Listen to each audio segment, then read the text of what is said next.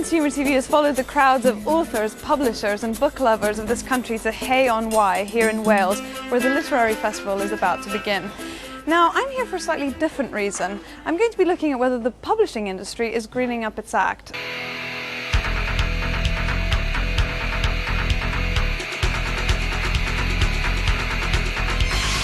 Now, I thought a good place to start would be a local bookshop. Hay has over 30 bookshops, which is an extraordinary amount for a town this small. It also boasts the largest second-hand bookshop in the world, which is very green in our books. Publishers such as Penguin have actually launched green lines, and we're going to have a look and see whether they have them in stock here and whether customers can tell the difference. Do you think that customers want to know whether the books have been recycled, or do customers pay attention to that at all? We don't get asked that at all. I mean, in the 2 years I've been here, we've never been asked that. Do customers that come in actually ask you about whether the books are printed on recycled paper? I've never been asked that, and we have thousands and thousands of customers in here, through here in the summer particularly, and I've never been asked that. So do you think that customers buying recycled books is sort of similar to buying, kitchen towels or something like that? No, I think it's much more problematic than that, because if you're buying a book, people are much more interested in the content than what the book is printed on.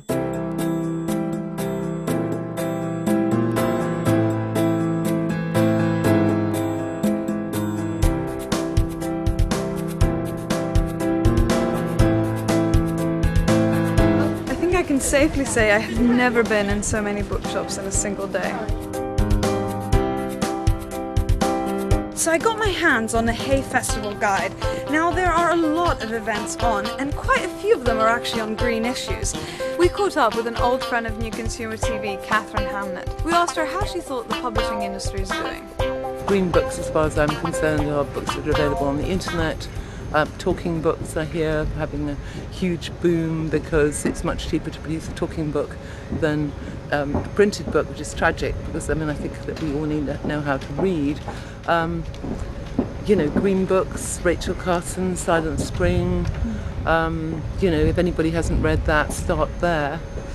But I'm here ready to promote concentrated solar power, which I see is the global energy solution for as long as the sun rises. But what about the books themselves? Now, we do know that a lot of books are made from unsustainable forests and are actually treated with very damaging chemicals. Would you say that the publishing industry with regards to books has sort of moved on? Well, Greenpeace started the book campaign in Canada at around 2000. Basically, books up until that point were being printed on paper that were coming from all kinds of old growth forests. Some of them were ancient forests in Canada or Finland or Russia, or even some of them were coming, for example, from the rainforests of Indonesia. And particularly as the publishing industry became more global in terms of it started shifting its printing to China, and then the source of the paper became even more unknown and difficult to track.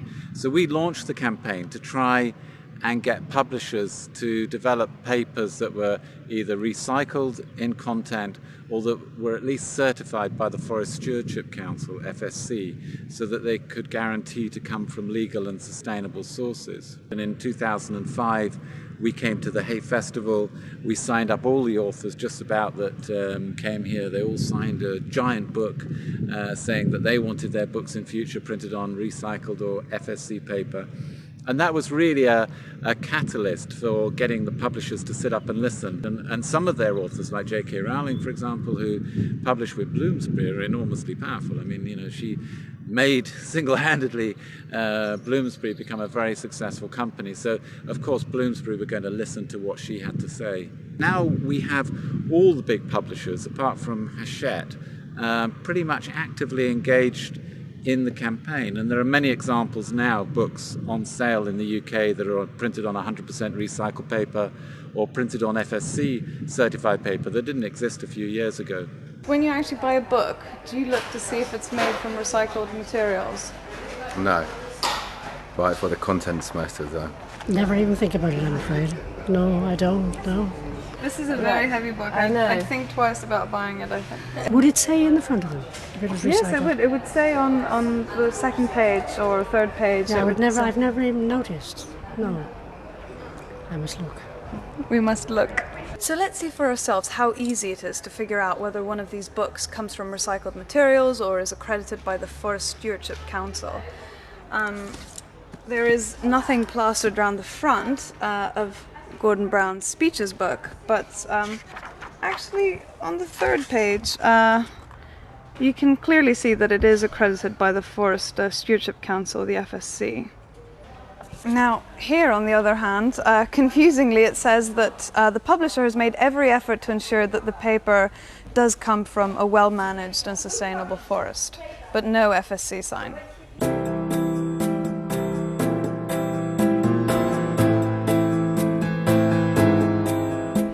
We like this book.